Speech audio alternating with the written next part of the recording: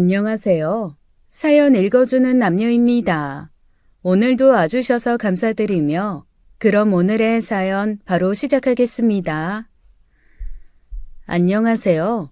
저는 오랜 교직 생활을 은퇴하고 평범한 주부로 살고 있는 70대 여성입니다.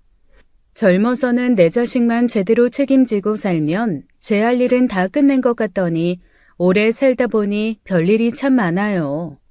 그래도 여느 평범한 가정과 다를 바 없다고 생각했는데 그 평범한 삶이 깨진 건 아들이 재혼하면서부터였던 것 같습니다.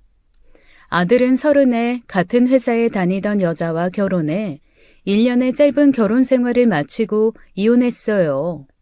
결혼 1년 만에 이혼 이야기를 꺼내는 거 보고 아들을 불러다 혼도 많이 냈죠. 첫 번째 며느리가 제 눈에 찰 만큼 싹싹하진 않아도 책임감 있고 똑부러진 면이 있어 예뻐했거든요. 들어보니 지나치게 친구들을 좋아하는 아들 때문에 그 애가 마음고생이 많았던 모양이었습니다. 저희는 몰랐는데 결혼 후 3개월 만에 임신 후 유산을 했었나 보더라고요. 몸도 마음도 추스르며 안정해야 할 시기에도 아들은 자기 친구들과의 약속이 먼저였던 것이죠. 내 자식 부족해서 살기 싫다는 애를 무슨 수로 잡겠어요. 그래서 그때 이혼하고 왔다는 아들 등짝을 후려치며 호되게 혼냈었습니다. 너는 혼자 살아라. 결혼해도 그렇게 책임감 없이 살 거면 평생 혼자 살아. 너 같은 걸 남편이라고 만나 결혼할 그 여자 인생이 아깝다. 제가 오죽하면 제 아들한테 그런 소리를 했겠습니까? 다른 이유도 아니고 유산한 아내에게 그렇게 무신경한 짓을 했을 줄은 꿈에도 몰랐어요. 자기도 느끼는 바가 있는지 그 후로 쭉 혼자 지내더라고요. 부모로서 나이 찬 자식이 혼자 지내는 게 마음은 아팠지만 아직 한 집안의 가장이 될 준비가 되지 않은 애를 누구에게 갖다 붙이겠어요.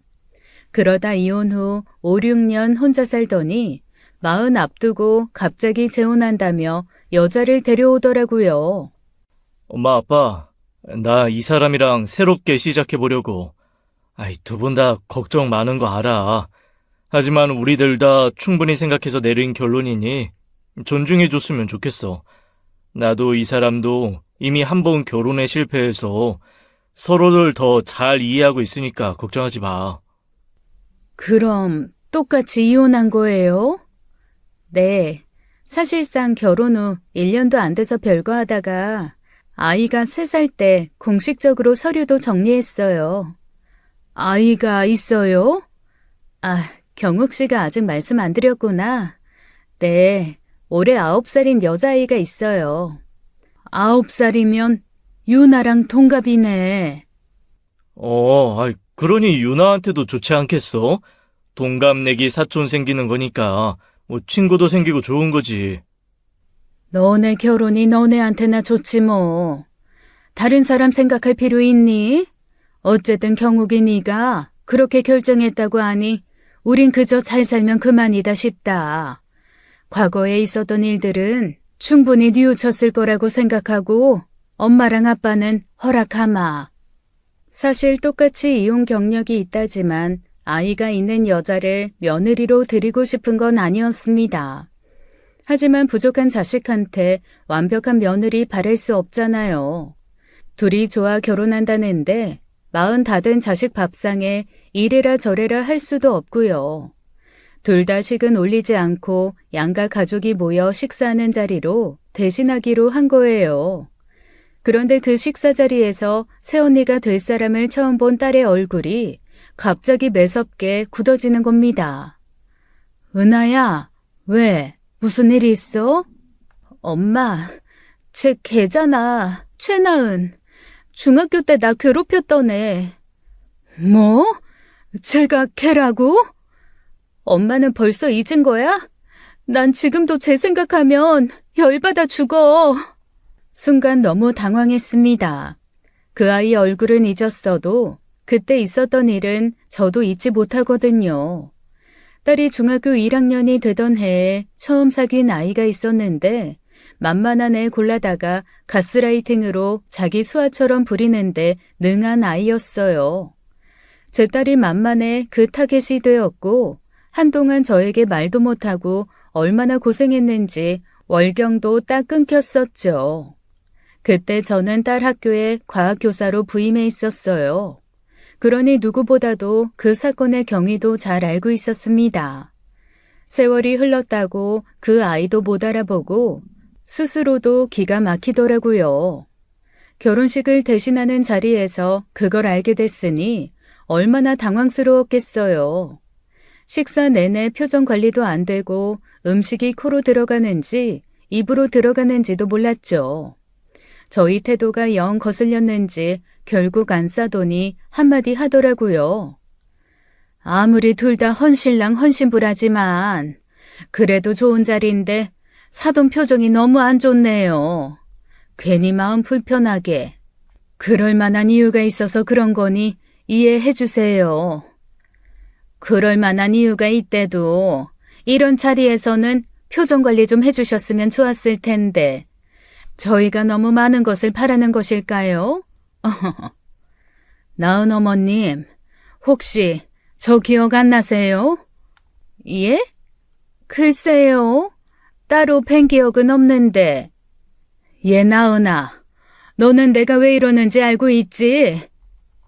오자마자 딸을 발견하곤 똑같이 안색이 어두워진 며느리에게 물었습니다. 그러자 며느리는 대답도 못하고 그저 눈치만 보고 앉아있더라고요.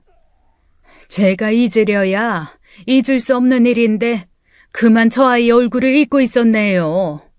우리 딸 억울하게 25년 전인가요?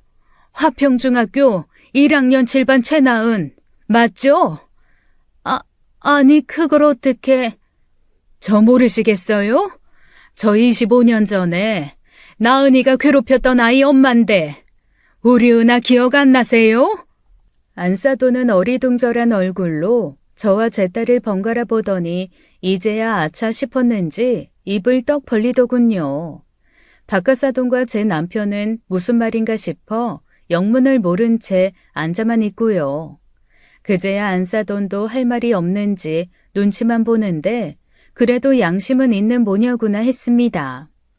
다 지난 일 가지고 왜 그러시냐, 그 정도로 심각한 문제는 아니었지 않냐고 하면 어쩌나 했거든요. 본인들도 잘 알 거예요. 그때 저희 딸은 중학교 자퇴를 고민할 정도로 극심한 스트레스에 원형 탈모까지 왔었으니까요. 그 아이는 제 딸에게 자기 대신 숙제를 시키고 자기가 몸이 연약하다는 이유로 책가방을 들게 하기도 했습니다. 친구들끼리 집에 가서 놀자고 해놓고 숨바꼭질하자고 했었대요. 중학교 1학년들이 집에서 숨바꼭질이라뇨. 상상이 되시나요? 절대 술래가 찾기 전에는 나오지 말라고 해놓고 저희 딸을 자기 방 옷장에 넣어놓고는 한참을 안 오더랍니다. 그 더운 날 땀을 뻘뻘 흘리며 옷장에 있다가 너무 더워서 나왔더니 자기들끼리 식탁에서 빙수를 만들어 먹고 있더래요. 제 딸만 쏙 빼놓고요. 그러면서 술래가 찾지도 않았는데 왜 나왔냐며 타박해서 집으로 온 거예요. 그 외에도 교묘하게 괴롭혔던 일이 많았고 그게 모두 사실로 드러나면서 그 아이가 반을 옮기게 된 겁니다. 지금 같으면 더 심한 처벌을 받았겠지만 그때는 그게 최선이었어요. 더군다나 제가 교사로 있었던 터라 교장 교감 선생님께서 이를 크게 키우지 않길 바라신 탓도 있었고요. 지금 생각하면 제 입장 때문에 적극적으로 딸아이 편에 서지 못한 게 두고두고 후회될 일이었죠. 그런데 그 아이가 무려 제 아들 재혼 상대로 나타난 거였습니다. 일단은 아무것도 모르고 나온 자리이니 잠자코 있었는데 이왕 말이 나왔으니 얘기할게요. 저희 결혼 못 시킵니다. 저 아이 절대 제 며느리로 받아들일 수 없어요. 둘 다 재혼이라 어느 쪽도 기울지 않는다는 식으로 말씀하시는데 사실 애 있는 것도 전 달갑지 않았습니다. 아유, 엄마. 이미 다 끝난 이야기잖아. 그래, 애 문제는 이미 다 끝난 얘기니 엄마가 치사하다고 치자. 근데 은하 얘기는 좀 다르지 않니? 경욱이 너도 기억나잖아. 그때 은하가 쟤 때문에 얼마나 힘들어했니? 그렇지만, 여기까지 오셨는데 나은이 아버님 어머님께서도 양해해 주셨으면 하네요. 저한테 자식이 경욱이만 있는 게 아니라서요. 사돈, 그러지 마시고 이야기 좀 들어보세요. 그때 일은 두고두고 갚아가며 살게요. 그 이후에 나은이도 많이 변했어요. 철없을 때 했던 일이고 저희도 한 번도 잊어본 적 없습니다. 어머니, 죄송해요. 저는 은하가 경욱 씨 동생이라는 거 정말 몰랐어요. 알았다면 이런 자리 만들기 전에 진작 진심으로 사과했을 거예요. 아니, 아무래도 우리는 인연이 아닌 것 같다. 이만 일어날게요. 그렇게 갑작스레 결혼식 겸 만나게 된 자리는 파토가 났고 그 일로 아들은 남편에게도 호되게 혼이 났습니다. 알면서도 이미 지난 일인데 너무한 거 아니냐 그런 이야기를 했거든요. 남편은 모르면 몰랐지 어떻게 알면서 그 결혼을 밀어붙일 수 있냐고 절대 용납 못한다고 했고요. 하지만 아들은 보통은 아니었습니다. 기어이 둘이 살림을 차리고 살더라고요. 그 아이 자식도 친양자로 들여 성씨까지 바꿔주면서요. 거기다 부르지도 않았는데 시시때때로 찾아와 온갖 알랑방귀를 껴가며 비위를 맞추는데 저한테는 신종 고문이나 다름없었어요. 하지만 웃는 얼굴에 장사 있나요? 매일같이 찾아와 자그마치 반년을 그렇게 헌신을 다하는데 남편이 먼저 마음이 누그러진 겁니다. 뭐? 기어이 며느리로 인정하자는 거야? 당신 은하 생각은 안 해? 은하도 불러다가 충분히 설명하고 사과를 받자고. 이렇게 지내봤자 은하도 평생 그 한을 고스란히 가지고 살아야 할 텐데 경욱이 처가 진심으로 사과하면 그 마음도 나아지지 않겠어? 이미 둘이 혼인신고까지 하고 살고 있다는데 그럼 어떡해? 아들 척지고 살 거야? 당신은 무슨 짓을 해도 어와둥둥 우리 아들인가 본데 나는 은하 생각하면 아무리 그래도 나은이 걔한테 좋은 말 안 나가. 좋은 말 해달라는 게 아니라 둘이 잘 산다는데 어깃장은 두지 말자는 거지. 남편은 저와 딸을 불러다가 조근조근 설득하더라고요. 저도 저지만 딸 마음이 더 중요했어요. 딸은 남편 말에 아무 말도 하지 않았고 남편이 마련한 화해의 자리에서도 별말 없었습니다. 그 아이는 딸에게 무릎을 꿇고 앉아 울면서 잘못했다고 하더라고요. 은하야, 정말 미안해. 내가 그땐 너무 어리고 철이 없어서 그게 너한테 큰 상처가 될 거라는 거 생각을 하지 못했어. 시간을 되돌릴 수 있다면 얼마든지 그렇게 해서 절대 그런 일이 일어나지 않도록 했을 거야. 나 한 번만 용서해주라. 앞으로 두고두고 갚을게, 어? 그땐 솔직히 제가 봐도 진심이 느껴지는 사과더라고요. 그게 악어의 눈물인 줄도 모르고요. 언제나 마음 약한 쪽이 피해를 보는 세상이라는 냉혹한 현실을 나이 60이 다 되어가던 그때에도 알지 못했습니다. 그때 딸이 그러더라고요. 용서가 되는 건 아니어도 이미 지난 일이니 묻어두고 갈 수는 있다고요. 오빠 배우자로서 최소한의 존중은 하겠지만 그게 전부라 그 이상은 바라지 말라고 딱 선을 그었죠. 그건 저도 동의하는 바였습니다. 저도 딱 그런 심정이었거든요. 어떻게 그 일이 용서가 되고 없던 일이 되어 웃으며 지내겠어요. 오랜 교직 생활을 해왔지만 저도 인간이었고 참 용서라는 의미를 되새기기엔 부족한 인간일 뿐인데요. 그래서 그 애를 불러다가 확실히 해두었죠. 널 받아주기로 했다고 해서 지난 일을 완전히 없었던 일로 하긴 힘들어. 솔직한 말로 이 상황에선 내 딸이 먼저지 경욱이가 먼저가 아니니까. 네, 이해해요. 어머님께서 무슨 말씀 하시는지. 너한테 며느리 돌이 바라지 않으마. 그냥 경욱이처로서 둘만 잘 살아라. 너 역시 나한테 바라지 말고. 그렇다고 서운해하지도 마라. 알겠어? 네, 명심하겠습니다. 그리고 네 딸도 자주 보니 나도 마음이 좀 안 좋긴 하다만 나한테는 우리 유나가 먼저야. 네 딸까지 내가 품어줄 여유가 없다. 그것도 이해해라. 네. 그렇게 일단 교통정리가 끝났습니다. 그 뒤로는 가끔 가족끼리 모이는 자리에 식사나 하는 수준이었어요. 집으로 모여 밥을 먹을 때에도 그 애한테 뭐 하나 시킨 게 없습니다. 음식장만 설거지, 하다못해 반찬 그릇 두는 것도 절대 못하게 했어요. 아유, 하지마. 나 손님한테 이런 거 시키는 사람 아니야. 제 딴엔 그게 선을 지키는 일이었습니다. 괜히 나중에 말 나오는 게 싫어서 그랬어요. 며느리 도리를 바라지 않겠다고 한 만큼 진짜 진심으로 우러나오는 며느리 대접을 해줄 생각은 없었거든요. 그래서 그냥 우리 아들이랑 같이 살아주는 여자 정도로만 생각하고 손님 대접을 한 것이죠. 그러던 어느 날 갑자기 아들에게 연락이 온 게 아니겠어요? 엄마, 할 말이 있는데. 무슨 일인데 뜸을 들이고 그래? 너답지 않게.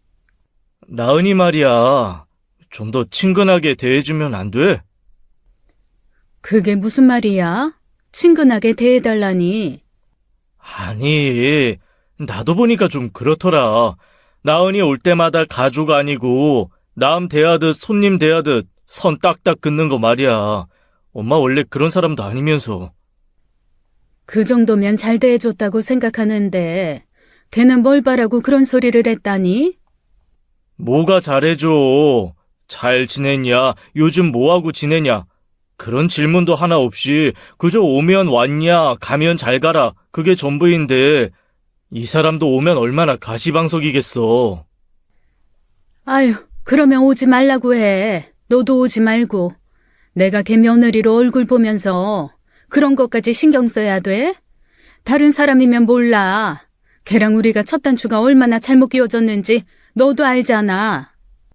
그래도 받아주시기로 했으면 차차 엄마도 노력하는 부분도 있어야지.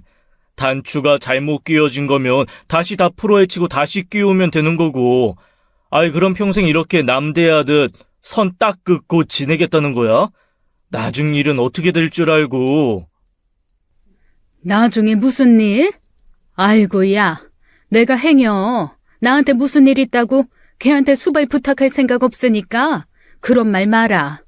살다 별말을 다 듣겠네. 난 걔 얼굴 보게 하는 것도 은하한테 미안해 죽겠어. 너 걔 남편이지만 네 동생 오빠기도 해. 정 불편하고 자리가 힘들면 오지 말라고 해라. 배부른 소리 하고 있어. 분명 만나서 한 이야기가 있는데 그런 이야기 한 적 없는 사람처럼 군이 얼마나 당황스러웠는지 모릅니다. 저도 알겠다고 고개를 끄덕이고 대답도 했으면서 이제와 며느리 대접까지 바라니 욕심이 많다 싶었어요.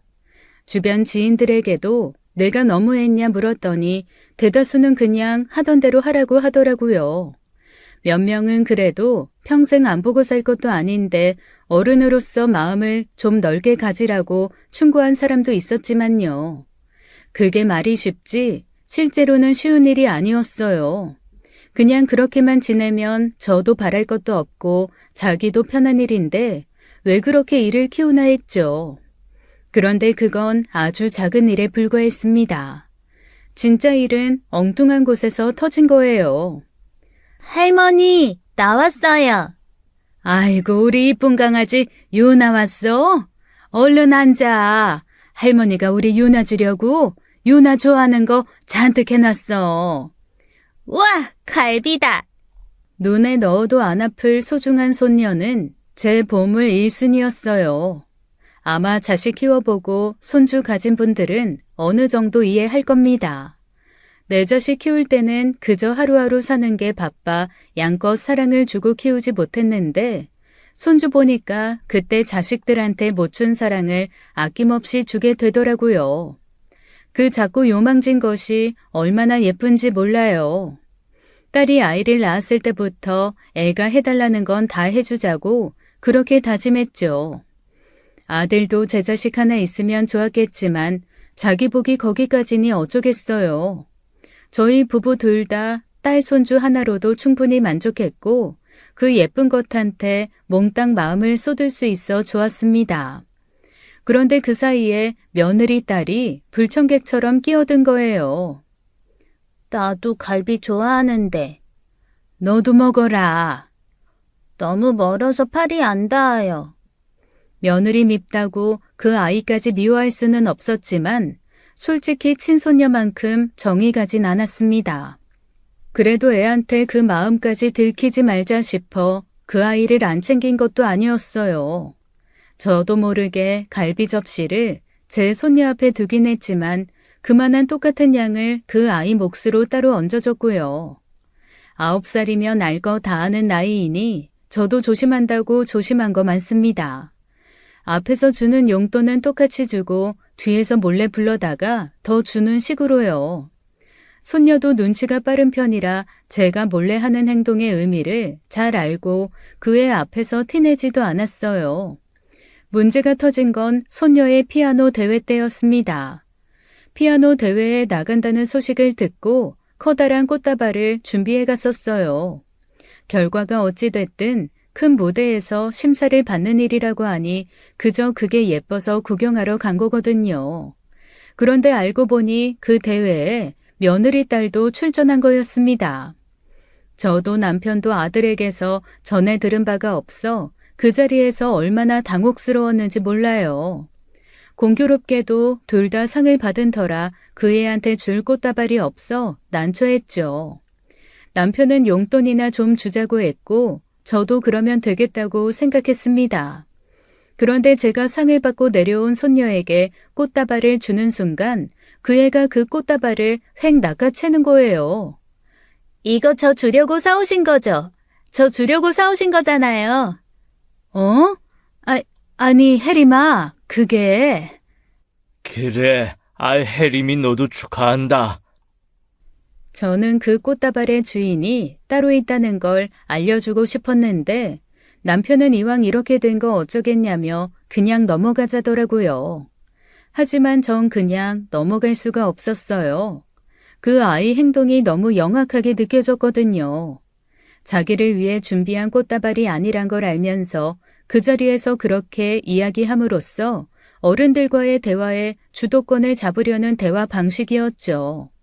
저 수십 년 교직 생활로 그 아이 행동이 얼마나 잘못된 행동인지 누구보다 잘 알고 있었습니다. 게다가 눈앞에서 꽃다발을 빼앗긴 착한 손녀의 마음을 위해서라도 가만히 있을 수가 없었죠. 이왕 만난 김에 다 같이 점심을 먹으러 가자더라고요. 그래서 저는 다른 식구들을 모두 식당으로 보내고 혼자 꽃집에 가서 더 크고 좋은 꽃다발을 사다 주었습니다.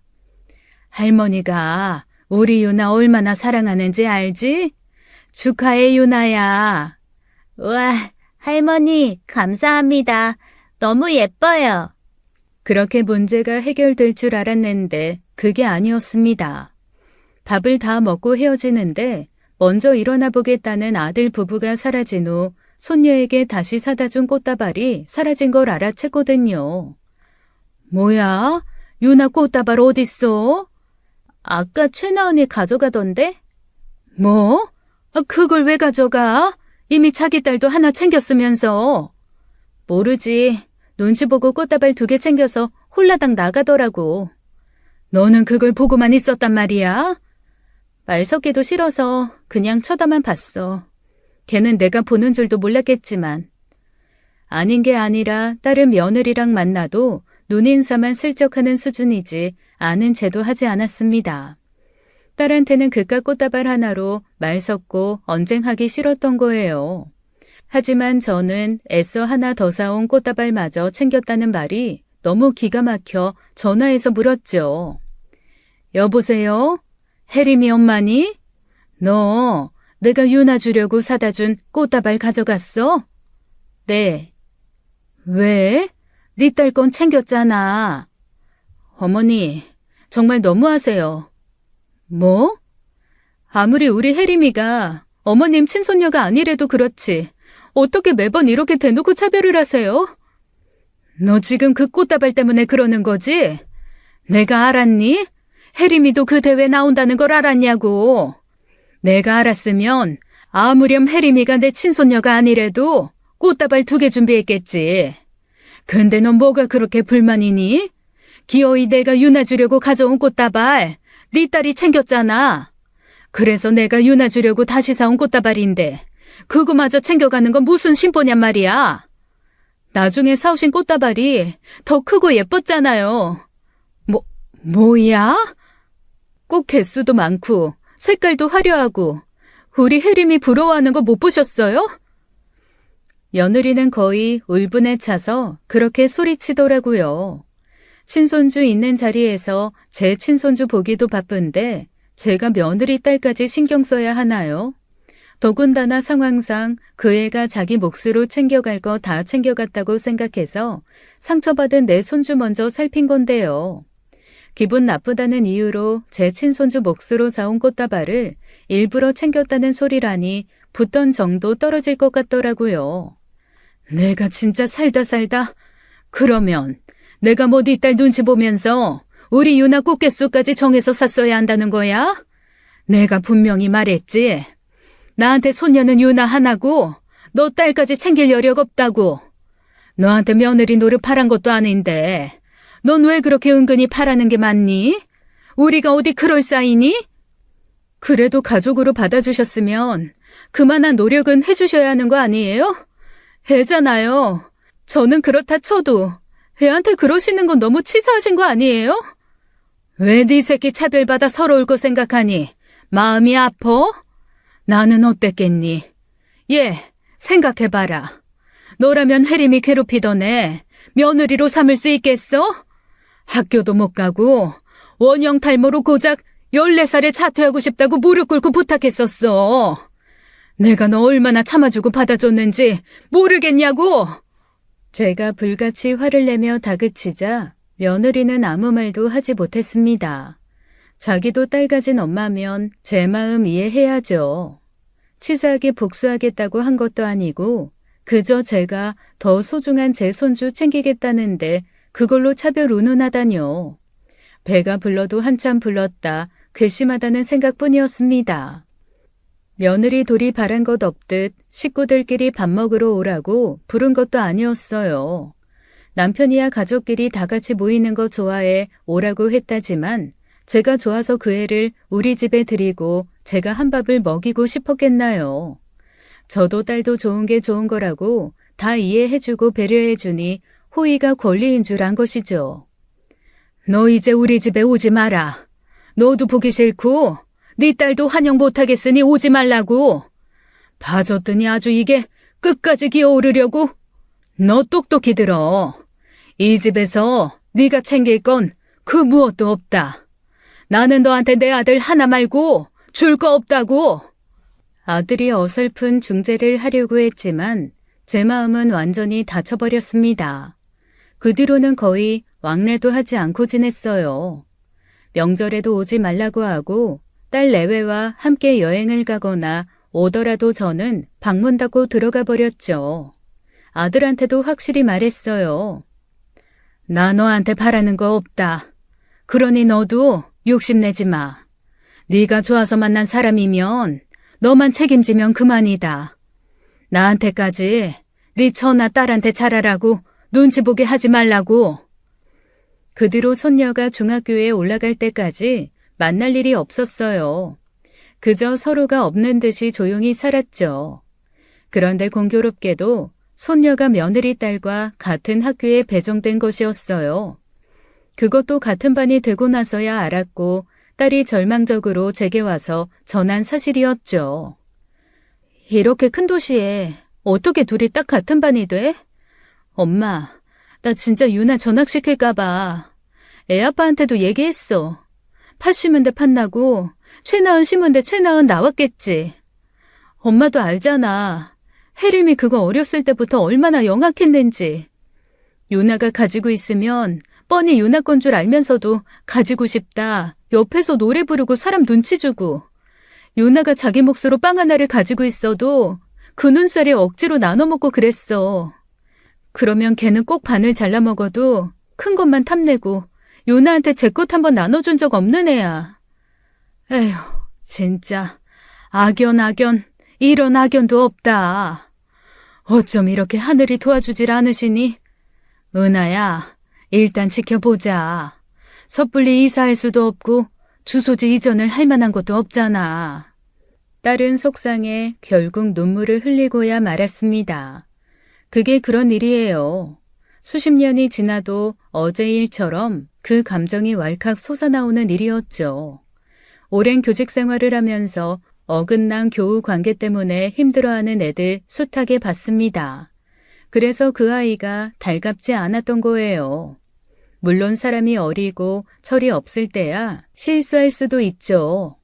용서받을 권리도 있다는 거 압니다. 하지만 제가 겪은 며느리는 말만 번지르르하게 늘어만 놨지 말과 행동이 일치하지 않는 애였어요. 그러니 딸이 그렇게 불안해하는 것도 당연한 일이었고요. 부디 별일 없기를 그저 지금까지 그래왔듯 조용히 살아가길 간절히 바라는 수밖에 없었습니다. 딸은 담임 선생님을 만나 같은 반이 된 며느리 딸과 무슨 사이인지 얼추 이야기를 해놓고 주의 깊게 지켜봐달라 당부했고요. 그렇게 한 학기를 무사히 지나나 했는데 개학을 앞둔 어느 날 손녀가 학교에 가지 않겠다고 버틴 겁니다. 뭐? 유나가 학교를 안 가려고 한다고? 아니 왜? 설마 혜림이 걔가 뭘 어쨌대? 모르겠어. 도통 말을 안 해. 엄마도 이런 기분이었어? 유나한테 무슨 일이 있는 건 분명한데 입을 조개마냥 꽉 다물고 있어서 답답해 죽겠어. 아휴, 얼마나 속이 상했으면 그래. 그래도 살살 달래서 입을 열어봐. 그렇다고 그냥 지나칠 수도 없는 문제잖아. 1학기 조용히 버티는 것 같더니 왜 개학날 다 돼서 그러는 거래? 학원에서 무슨 문제 있었던 건 아니고? 일부러 걔랑 같은 학원 안 보내려고 얼마나 알아보고 보냈는데 방학 때 마주친 건 아닌 것 같은데 대체 어떻게 된 일인지 모르겠어. 딸은 속이 새까맣게 타들어가는 듯 안절부절 못했습니다. 그 기분 제가 아니면 누가 알겠어요. 저도 딸이 그렇게 작정한 듯 입을 다물었을 때 잠을 한숨도 자지 못할 정도로 마음고생이 심했죠. 하필 또 그 나이가 어렸을 때 딸이 힘들었던 시기와 같아 가족들 모두가 안절부절 못했습니다. 그렇다고 확실하지도 않은 상황에 연락도 안 하는 며느리 불러다 다그칠 수도 없잖아요. 그래서 별 수 없이 손녀가 입을 열기만을 기다리고 있었죠. 그런데 아니나 다를까 손녀가 학교에서 괴롭힘을 당하고 있었던 거예요. 딸이 자기 어렸을 때 이야기를 하며 이런 문제는 혼자서 해결하는 게 아니라고 울며 사정했나 보더라고요. 그 이야기에 마음이 열린 손녀가 입을 열었는데 글쎄 며느리 딸 이야기가 나온 거죠. 아주 최나은이랑 똑같아. 아니 더 교묘하고 영악해. 1학기 내내 어울려 다녔대. 나한테는 내색도 없이. 왜 말 안 했냐고 하니까 자기 엄마랑 내 사이 안 좋은 거 알지 않냐고. 괜히 말했다가 나 속상해하니까 말 못하게 애를 가스라이팅 해놓은 거야. 알게 되면 유나 때문에 나만 힘들어진다면서. 어머 세상에, 그게 정말이야? 그래놓고 1학기 내내 은근히 따돌리고 친구들 사이에서 이간질 시켜서 애를 이상한 애로 만들어놨더라니까. 이번에도 그래. 방학 때 애들 사이에서 이상한 소문이 났더래. 무슨 말인가 했더니 유나가 글쎄 옆반 남학생을 스토킹하고 다닌다고 했다는 거야. 내가 정말 별의별 애들 많이 만났지만 걔 아주 싹수가 노랗다. 가만둬선 안 돼. 저는 학교폭력위원회를 열어달라고 하라고 시켰습니다. 무조건 일을 크게 만들어야 학교에서도 움직여주는 법이었거든요. 딸은 학교에 찾아가 이 사실을 담임에게 알렸고 이 문제에 대해 선생님이 제대로 중재해 주길 바랬어요. 하지만 저희 바람과 달리 학교에서는 소극적인 대응을 하더랍니다. 물증도 없고 애들 증언도 안 나온다면서요. 도저히 안 되겠다 싶어 제가 나서게 된 겁니다. 그즈음 며느리는 작은 네일샵을 운영 중이었어요. 애가 어느 정도 크고 나니 자기 벌이가 갖고 싶다고 해서 아들이 차려준 모양이더라고요. 아들에게 가게 위치를 물어 며느리 네일샵을 찾아간 날이었습니다. 골목에 위치해서 찾기 힘들었지만 이 가게 저 가게 물어 찾아냈어요. 가게에 거의 다 와갈 무렵 어디선가 며느리 목소리가 들리더라고요. 희미한 담배 냄새와 함께요. 냄새의 출처를 따라가 보니 가게 옆 골목에서 담배를 피우며 전화하는 며느리가 있는 거예요. 아니? 금요일에는 안 돼. 혜림이 때문에 학교에 가봐야 하거든. 아, 몰라. 혜림이가 같은 반 애를 괴롭힌다나 어쩐다나. 걔가 걔야, 고은아. 그 신우년 딸. 아, 내가 하도 얄미워서 적당히 분풀이나 하라고 했더니 애가 티나게 괴롭혔는지 고은아가 걸고 넘어졌다나 봐. 그 엄마의 그 딸이지. 학교 못 나가겠다고 버텨서 지금 일주일째 결석 중. 또 고은아 그년 앞에서 무릎 꿇어야 할지도 몰라. 아, 진짜 거기서 담배 좀 피우지 말라니까요. 거기 창문에서 담배 냄새 우리 가게로 다 들어오는 거 몰라요? 알만한 사람이 왜 그럽니까? 똑같이 장사하는 마당에 내가 그쪽 가게 들어가서 담배 피우면 좋겠어요? 아, 예. 죄송합니다. 야야, 끊어봐. 옆에 족발집 사장 또 지랄이다. 어디 굿이라도 해야 하나 싶어. 아주 사방에서 지랄들이네. 며느리는 그대로 담배꽁초를 바닥에 떨어뜨렸습니다. 그리고 태연이 골목을 빠져나오더라고요. 그러다 저와 마주치고 얼마나 당황했는지 순식간에 얼굴이 달아오르는 거예요. 어머니, 여긴 어떻게... 저는 긴 말하지 않았습니다. 아니요, 아무 말도 하지 않았어요. 그때 며느리에게 느꼈던 실망감과 기가 막힘은 무슨 말로도 설명할 길이 없었거든요. 어머니, 그냥 가시게요? 저 찾아오신 거 아니에요? 놔라. 어머니, 혹시 뭐, 네가 한 말 다 들었냐고? 그래, 들었다. 너가 혜림이 시켜 유나한테 무슨 짓을 했는지도 들었고 네 입에서 나온 그 쌍스러운 욕설도 다 들었다. 이제 됐냐? 제가 다시 차갑게 돌아서자 며느리는 갑자기 돌연 나를 세워 소리치더라고요. 이게 다 어머님 때문이에요. 뭐? 어머님께서 저를 진짜 며느리로 받아주시기만 하셨어도, 혜림이를 어머님 손녀로 받아주시기만 하셨어도 이런 일 없었다고요. 이게 내 탓이다. 아니에요? 받아주시기로 하셨으면 마음도 열려고 노력하셔야죠. 꺼다 놓은 보릿자루처럼 저나 혜림이 천대하고 무시하고, 그러니 사람 마음이 안 삐뚤어지고 배겨요? 너 내가 처음부터 얘기했지. 나한테 많은 거 바라지 말고 그저 경욱이 처로 살라고. 머리가 나쁜 거니 욕심이 많은 거니. 내가 하마터면 후회할 뻔했다. 네 말대로 내가 너그러운 마음으로 성자나 되는 것처럼 너를 품었으면 이런 일이 없었을까 하고. 근데 아니야. 너 뒤에서 하는 이야기 들어보니 넌 그냥 예나 지금이나 글러먹었어. 도저히 품을래야 품어줄 수가 없는 애라고. 이번 일도 나 절대 좌시하지 않아. 두고 봐. 내가 어떻게 나오는지. 저는 그렇게 며느리에게 선전포고를 하고 돌아섰습니다. 그리고 딸과 함께 손녀 학교로 찾아가 교장을 불러다 놓고談판을 벌였어요. 나도 학교 돌아가는 꼴을 좀 압니다. 내가 교장까지는 못 가봤어도 교감까지는 해봤거든요. 명백히 피해자와 가해자가 한 공간에서 학습을 해야 하는 상황인데 이걸 이 학교에서는 그냥 두고만 봅니까? 나 이거 정식으로 교육청에 항의할 겁니다. 명백한 학교 폭력임에도 조용히 넘어가려고 하는 거 내가 그동안 숱하게 봐온 사람이에요. 유나 할머님, 일단 진정하시고요. 저희가 어떻게 된 일인지 명명백백히 조사해 해결하도록 할 테니, 기다려 주십시오. 제가 들어보니 다소 애매한 부분도 있고. 이봐요, 이백청 교장 선생님. 학교 생활 원데이 투데이 합니까? 애들 괴롭히는 학생 처음 봐요? 아마추어처럼 왜 그러세요? 지금 돌아가는 상황 뻔히 아시면서. 아는데요. 이게 사회에서도 어떤 사건에 대해 확실한 피해 상황을 증명하려면 그에 따른 증거도 있어야 하고 증인도 있어야 하지 않습니까?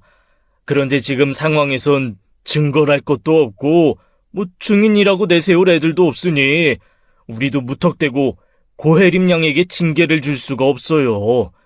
그러니 좀 더 조사를 해서. 고혜림을 비롯한 우리 유나 괴롭힌 애들 부모와 대면할 수 있게 자리 마련해 주세요. 예? 그 자리에서 내가 조사할 테니까 애들도 빠짐없이 부르라고요. 교장을 그 정도로 쪼아대야 결국 억지로라도 움직이는 게 학교 생태였습니다. 결국 교장은 자기 선에서 어떻게든 해결해보겠다 고군분투하여 그제야 아이들의 자백을 받아낸 거예요. 혜림이가 그렇게 하라고 했어요. 저희는 그냥 혜림이가 하란 대로 한 것뿐인데. 혜림이가 유나한테 그렇게 해도 된다고, 유나가 혜림이한테 잘못한 게 많아서 자기가 그렇게 해도 되는 애라고 했었어요. 전 억울해요. 제가 유나한테 수행평가 대신 시키고 싶었던 것도 아닌데 고혜림이 억지로 유나한테 다 떠넘겨야 한다고 해서 그런 건데. 한번 나오기 시작한 증언은 봇물 터지듯 터져나왔고 친하지 않은 아이들도 용기 내어 목격담을 이야기했어요. 결국 학교폭력위원회가 열렸고 처분은 학교 봉사 정도로 끝날 예정이었습니다. 처분이 마음에 들지 않았던 차 황당하게도 그 아이도 그 처분이 마음에 안 든 모양이더라고요. 기어이 학교에서 절대 해서는 안 될 짓을 한 겁니다. 반 친구들이 용기 내어 증언을 해주었다는 소식에 손녀도 용기 내어 학교에 나가기 시작했었어요. 그런데 제 손녀를 본 며느리 딸이 먼저 발을 걸어 넘어뜨렸답니다. 친구들이 다 보는 와중에 너 때문에 되는 일이 없다며 머리채를 잡아 흔든 거예요. 삽시간에 엉망이 된 복도에서 선생님들이 와서 간신히 떼어놓았고 그 일로 며느리 딸은 처분치로 학급 교체까지 거론되었죠. 그제야 발등이 떨어진 며느리가 저희 집에 찾아왔더라고요. 그 못된 것이 행동은 그런데 성적이 좀 좋은 모양이더라고요. 과학고를 목표로 공부 중이었는데 학폭 치료 기록은 생활기록부에 남으니 이제야 야단났다 싶었던 거죠. 딸 부부와 손녀는 제 오빠 연락을 받고 왔더라고요. 뭐하러 왔어? 끝까지 무시하지. 뭐라고 하나 보려고. 얼마나 뻔뻔하게 나오나 싶어서. 딸은 팔짱을 끼고 소파에 앉아 있었고 손녀는 잔뜩 겁을 먹은 채 제 아빠 옆에 붙어 있었죠. 사위도 그 일로 크게 화가 나서 표정이 좋지 않았어요. 딱 봐도 가족으로 얽히지만 않았어도 한마디 했어도 골백 번은 했겠다 싶은 표정이었죠. 사람을 불러다 놨으면 무슨 말을 하든지 뭐하니? 그게... 며느리는 한참 꾸물거리다가 자기 딸 손을 쥐고 딸과 손녀 앞에 오더니 무릎을 꿇더라고요. 유나야, 미안해. 고모가 대신 먼저 사과할게. 우리 혜림이가 너한테 너무 씻을 수 없는 상처를 준 것 같아. 미안하다. 너 참 무릎 가볍다. 왜? 혜림이 원하는 고등학교 못 갈까봐? 대학도 힘들어질까봐 이제 와서 겁나니? 다행이네. 우리 유나 맞았다는 소식 들었을 때는 반 죽여놔야겠구나 싶었는데 결국 그 일로 무릎 꿇게 된 거 아니야? 안 그래, 혜림아? 너 지금 사과하기 싫잖아. 엄마 때문에 억지로 온 거잖아.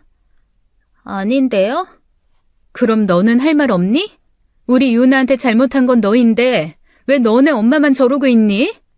그제야 며느리 딸은 잔뜩 죽상을 하며 제 엄마 옆에 무릎을 꿇고 앉았습니다. 딱 봐도 시켜서 한 게 티가 나더라고요. 죄송합니다. 다시는 안 그럴게요. 미안해, 유나야. 다신 안 그럴게. 형식적인 사과 받아봐야 뭐 하겠어요. 딸은 그럴 줄 알았다는 듯 실망 가득한 얼굴로 그저 바라만 보았죠. 그러자 아들이 나서서 그러더군요. 자, 이제 됐지? 사과도 했고 문제 없잖아. 그러니까 은하 너도 적당히 해. 언제까지 해묵은 일로 유치하게 굴 거야? 넌 가만히 못 있어? 등신 같은 게 어쩜 그렇게 정신머리가 없어. 뭐가? 아이, 중재하려는 거잖아, 중재. 그게 중재야? 지금 네가 하는 짓이 중재야? 딸은 무거운 한숨을 쉬며 손녀를 데리고 가버렸습니다. 결국 딸은 며느리 딸을 선처하지 않았어요. 학급이 교체됐고 생활기록부에도 기록이 되었죠. 2번 다시 이런 일이 있으면 2번, 3번 끝까지 물고 늘어질 거라고도 경고도 해두었습니다. 다행히 그 후로 3학년 때까지 같은 반이 된 적도 부딪혀서 말 한마디 나눈 적이 없다더라고요. 다행히 고등학교는 다른 곳으로 가게 됐고 그렇게 남처럼 지내려나 싶었습니다. 그 끈질긴 인간들이 주제도 모르고 계속 들러붙을 줄은 꿈에도 몰랐죠. 며느리 하나 잘못 봐서 아들이랑 남처럼 살아 속상한 거야 어쩔 수가 없었습니다. 아들이 여자 보는 눈이 없고 저도 똑같아서 자기 수준에 맞는 여자 만나 사는 걸 누구 탓을 하겠어요. 손녀는 서울에 있는 대학에 합격했고 기숙사에 들어간다는 손녀 위해 저희는 전세 자취방을 얻어주었죠. 안 그래도 되는데 기숙사 들어가도 돼. 기숙사도 좋지만 따지고 보면 이래저래 신경 쓸 것도 많아서 힘들어. 할머니 할아버지가 이만한 능력이 되는데 뭐 어떠냐? 난 우리 유나 위해서 못할 게 없어. 손녀가 순조롭게 대학 입학 준비를 할 즈음 아들에게서 연락이 왔습니다. 궁금하진 않았지만 손녀와 동갑인 그 아이도 대학에 들어갈 시기이니 뭔가 아쉬워한 연락이라는 건 알았어요. 아니나 다를까 아들은 돈을 좀 빌려달라더라고요. 나 회사도 그만둔 지 좀 됐어. 상현이랑 사업 하나 시작했는데 그게 잘 안 풀려서. 당장 혜림이 대학 등록금도 빠듯한데 애가 자취하고 싶다는데 어떡해. 네가 마음으로 낳은 딸은 네가 책임져야지. 다른 것도 아니고 혜림이 문제로 나한테 손을 벌린단 말이야. 아서라 아서. 나는 그럴 돈은 먹고 죽을래도 없으니. 엄마, 그러지 말고 혜림이 학교도 좋은 데로 갔단 말이야. 유나보다 더 좋은 대학 들어갔으니 어떻게 보면 엄마 자랑인데. 하여간 학교 폭력 처분 기록 하나 쓸모없지. 좋은 대학 갔다고? 그럼 그걸로 만족하라고 해. 없는 형편의 자취는 무슨 자취야? 하나부터 10까지 다 돈인데. 그리고 혜림이가 어떻게 내 자랑이니? 남인데. 네 딸이라고 내 손녀 되는 거 아니야. 엄마, 그러지 말고. 유나 대학 간다고 돈 좀 썼을 거 아니야. 더도 말고 덜도 말고 딱 원룸 보증금만, 월세는 내가 어떻게든 할 테니까. 월세고 보증금이고 네 자식한테 쓸 돈 없다니까. 시간이 그렇게 지났는데도 그 덜 떨어진 놈은 정신을 못 차리고 그렇게 헛소리를 하더라고요. 자기가 품기로 한 자식이면 끝까지 자기가 책임져야지. 아무리 부모라지만 손 뻗을 일에 손을 뻗어야죠. 그런데 그 문제는 손녀가 자취방에 들어간 뒤 또 불거졌습니다. 대학 생활을 시작한 지 일주일도 안 됐을 거예요. 딸이 잔뜩 화가 나서 전화를 했더라고요. 엄마, 나 지금 경찰서. 그게 무슨 말이야? 유나 집에 불법 침입자가 있어서 말로 안 통해서 경찰서 왔어. 불법 침입자? 아니, 세상에, 그 동네 안전하다고 했잖아. 동네는 안전한 동네였어요. 가족 중에 안전하지 않은 사람이 있어 문제였죠. 알고 보니 그 불법 침입자의 정체는 며느리 딸이었습니다. 물론 그애 혼자 한 일은 아니었어요. 어떻게 알았는지 손녀가 자취방을 알아내 아들과 며느리가 작심하고 그 집의 짐과 함께 애를 밀어 넣은 거예요. 놀란 손녀가 집으로 연락했고 딸이 제 오빠한테 연락해도 도저히 안 되겠다 싶어 사위와 함께 간 모양이더라고요. 나가라, 싫다, 그렇게 실랑이를 하다 결국 경찰이 왔고 그렇게 경찰서에 가게 된 것이었죠. 경찰서에 가서도 뻔뻔하게 그러더래요. 백제, 난 몰라. 여기 아니면 우리 혜림이 갈 곳도 없고 방법도 없어. 그러니까 같이 살게 하든지 아니면 둘 다 못 살던지야. 우리 혜림이 안 받아주면 유나도 그 집에서 못 살아. 뭐 이런 게 다 있어? 어이가 없어서 진짜. 너 미친 거 아니니? 네가 왜? 네 딸이 왜 내 딸 자취방에서 살아야 하는데? 우리 혜림이도 엄연히 법적으로 어머님 아버님 손녀야. 고시 성 달고 사는 애라고. 근데 이건 해도 해도 너무하지. 어떻게 이렇게까지 차별을 해? 야, 너 무슨 대단한 착각을 하는 모양인데 고시 성 달고 법적으로 오빠 딸이라고 해서 우리 엄마 아빠가 네 딸까지 챙겨야 하는 의무는 없어. 대체 뇌 구조가 어떻게 생겨먹었길래 머리가 그렇게 안 돌아가? 모르겠고 백제, 그 집 앞에서 우리 혜림이 노숙시키는 한이 있더라도 절대 못 물러서니까. 야, 고경욱, 너는 입이 없어? 지금 이 상황에 그렇게 남일처럼 보고만 있을 거야? 형님, 저도 참을 만큼 참았습니다. 이거 해도 너무하잖아요. 엄밀히 말해 혜림이 우리 유나 괴롭힌 학교폭력 가해자예요. 피해자와 가해자가 한 집에서 같이 산다는 게 말이나 됩니까? 가해자요? 저기요, 말이 좀 심하시네. 누가 보면 우리 딸이 범죄자라도 되는 줄 알겠어요. 범죄자지. 그게 범죄자가 아니고 뭔데? 잔말 말고 나가. 네가 배짱 부리면 뭐 나는 가만히 있을 줄 알아? 경찰도 중재를 못하는 첨예한 대립 끝에 딸이 열받아 그 집으로 들어간 거예요. 당분간 그 집을 24시간 지키고 있겠다고 들어가 버린 것이죠. 그렇게 뭐든 해주고 싶은 자식이면 집이라도 팔아서 해주면 될 텐데 곧 죽어도 자기 집은 안 건드려요. 결국 자기 돈은 안 쓰고 제가 친손녀처럼 해주듯 그 아이에게 해주길 바라는 거였죠. 예쁜 구석이나 있으면, 아니 그저 평범한 애였으면 몰라도 정을 줄여야 줄 수 없는 애잖아요. 골치 아픈 일이 생겼다 싶어 그러지 말고 집을 옮기라고 했습니다. 그 문제에 있어선 한 발자국 떨어져서 잠자코 있던 남편이 결정한 일이었어요. 근처에 보안 좋은 아파트 전세 한번 알아봐라. 비밀번호도 있고 경비도 있는 곳으로. 아파트? 유나 아파트 가서 살라고? 아니야, 아빠. 뭐 그렇게 무리를 해. 그 정도는 해. 서울에 아파트 사두면 득이지 실될 거 있냐? 유나 안전하게 사는 거 그게 먼저다. 학교 근처로 한번 알아봐. 남편은 전화를 끊으며 그러더라고요. 이것들이 어디 제대로 배 아파 보라지. 차별하는데 어디 진짜 차별이 뭔지 보여줘야지. 딸이 알아본 학교 근처 아파트의 작은 평수 전세는 무려 5억 5천이나 했습니다. 양가 부모님께 물려받은 돈으로 가지고 있던 상가와 같은 동네에 있던 소형 아파트도 내놓았죠. 그렇게 이사 준비를 마칠 때까지 딸은 손녀와 원룸 생활을 했어요. 그 사이에도 그 집에 들어와 살기 위해 호시탐탐 기회를 엿보는 모양이더라고요. 계약을 다 채우지 못하고 애부터 옮겨 이사했고 애 집을 옮겨줬다는 소식에 며느리가 또 거품을 물고 찾아온 겁니다. 뭐예요? 유나 다른 곳에 집 얻어주셨어요? 지금 집은요? 너들 다시 못 찾아오게 아주 보안 좋은 아파트로 보내고 그 집은 다시 내놨다.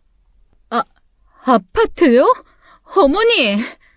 나 귀 안 먹었다. 조용히 해라. 유나 아파트 해주실 돈은 있으면서 혜림이 원룸 보증금 해주실 돈은 없으세요? 어머님, 아버님, 왜 그렇게 우리 혜림이만 미워하세요? 정말 너무하시잖아요. 아유, 징징거리지 좀 마라. 그리고 가까이 오지 마. 담배를 얼마나 피워댔으면. 며느리는 아차 싶었는지 옷 이곳저곳에 냄새를 맡기 시작했습니다. 하나부터 10까지 마음에 드는 구석이라곤 눈꽃만큼도 없는 애였어요. 지긋지긋한 인연 좀 끊어버리고 싶은데 그놈의 아들이 문제였죠.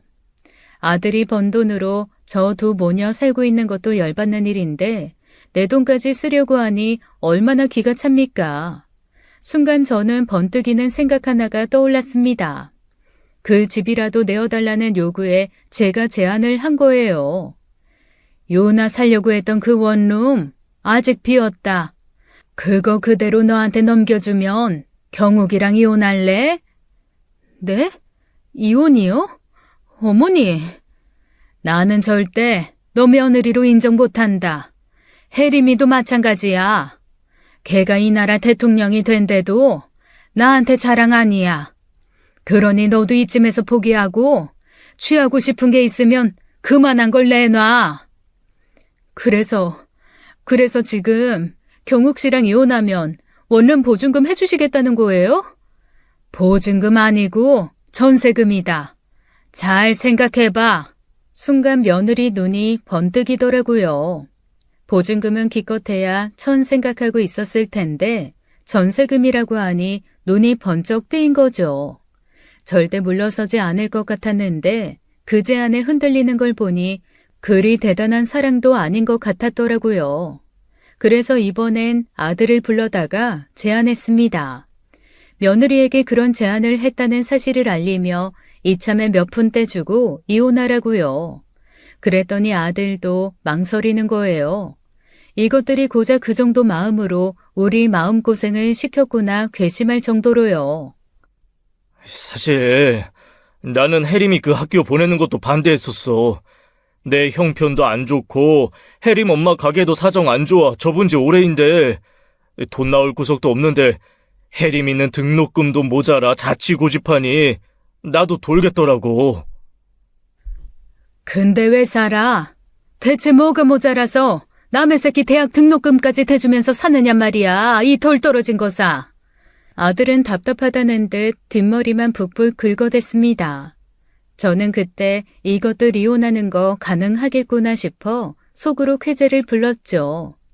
남편은 아들에게 이혼해서 깔끔하게 정리하면 어려운 사업 자금을 좀 도와주겠다고 했어요. 아들은 그 제안이 정말 솔깃했는지 정말이냐고 몇 번이나 되묻더라고요. 대신 허튼 수작 부리지 마라. 위장 이혼이라도 하고 내 돈만 축낼 생각이면 그 생각 접는 게 좋을 거다. 그랬다가 너는 아웃이야, 아웃.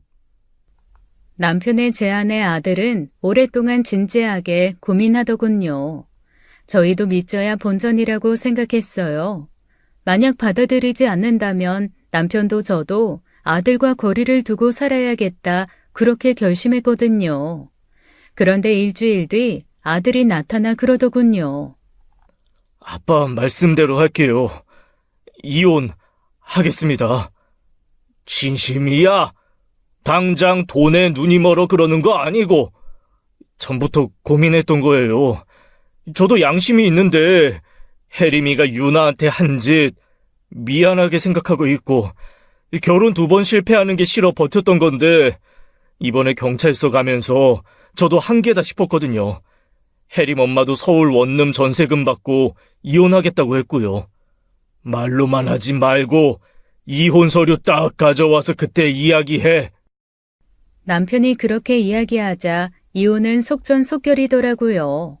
2달 뒤 이혼 확정됐다며 서류를 가져와 확인시켜 주었고 저희는 서울집을 그대로 넘겼죠. 근데 몰랐을 겁니다. 그 집은 남편 오랜 지인이 하는 원룸으로 보통 시세보다 더 낮게 책정해서 내어준 것이었어요. 원래는 전세금 1억짜리 집인데 지인이라고 3천으로 아주 거저준 것이었죠. 뒤늦게 전세금이 3천밖에 걸려있지 않다는 것을 안 며느리가 와서 이건 사기라고 난리도 아니었어요. 대체 뭐가 사기라는 거야? 월세 보증금 아니고 전세금 받잖아. 누가 서울 전세금을 3천이라고 생각해요. 그 건물만 해도 기본 전세금이 1억짜리인데 지인이랑 짜고 치는 고스톱이었던 거잖아요. 그러니까 대체 뭐가 문제냐고. 내가 뭐 너한테 1억 준다고 약속했어? 혜림이 머물 방이 필요하다면서. 혜림이 올해까지 머물 수 있는 방이면 된 거 아니야? 그것도 1년 계약이잖아요. 학교 다니는 내내 있는 게 아니라 올해 지나면요? 3천 가지고 어딜 가요? 혜림 아빠랑 이혼하고서 받은 위자료도 택도 없는데. 그게 걱정되면 지금부터 열심히 돈 벌어서 월세 내주면 되지. 내가 그런 문제까지 해결해줘야 하니? 어머니! 이제 어머니 아니고 아줌마라고 불러라. 어머니는 거북스러우니. 그리고 다시는 찾아올 생각도 하지 마. 경욱이 처도 아닌데. 며느리는 억울해했지만 법적으로 문제될 건 하나도 없었습니다. 남편은 아들에게 훗날 상속분을 선증여한다는 공증을 받고 사업자금 일부를 대주었고요. 첫 번째 결혼할 때 전세금 대준 것부터 사업자금까지 상당히 많은 돈을 지원받았기에 사실 저희 남은 재산에 대한 아들의 권리는 굉장히 적은 셈이었어요. 반면 딸은 사위가 능력이 있어 혼수자금 2천 말고는 해준 게 없으니 손녀에게 지원해준 게 처음인 셈이었고요. 그것도 남편 이름으로 된 계약된 전세였죠. 딸 부부에게는 말은 안 했지만 서울에 손녀 살라고 마련한 집 전세금은 훗날 저희 부부가 이 세상을 뜨거든 그때 손녀 몫으로 그대로 남길 생각이에요. 지금 살고 있는 집은 두 남매가 어련히 알아서 하겠지만 혹시 몰라 유언장도 남기고 자식들에게도 이야기해뒀습니다. 특히 아들은 며느리 딸에 대한 친권을 포기하지 않으면 상속분 1원도 없을 거라고 으름장을 두었죠. 남을 들여 가족이 되는 거 그거 정말 쉬운 일이 아닙니다. 그러고 보면 혈연이 아닌 결혼으로 맺어진 가족이라는 관계가 얼마나 신기한지 몰라요. 딸과 사위만 보면 남과 남이 만나 어쩜 저렇게 잘 사나 싶다가도 아들 사는 거 보면 결혼 그거 참 신중해야겠다 싶더라고요. 말도 안 되는 며느리 들여 10수년을 골치 아파 보니 이런 재혼하겠다는 지인 있으면 아주 뜯어 말리고 싶습니다. 아무리 자식 인생이라도 자식이랑 영 끊고 사는 거 아니면 결국 우리도 피해를 보니까요. 인생은 겪어야 학습이 되고 학습이 된 시간은 결국 2번 같은 실수를 하지 않도록 해주는 것 같아요. 아들도 학습이 됐을 거라 믿습니다. 그래야 그 나이에 다시 결혼하겠다는 헛소리를 안 할 테니까요. 지금까지 사연 읽어주는 남녀였습니다. 끝까지 시청해주신 여러분 감사드리며 저희는 다음 사연으로 돌아올게요. 감사합니다.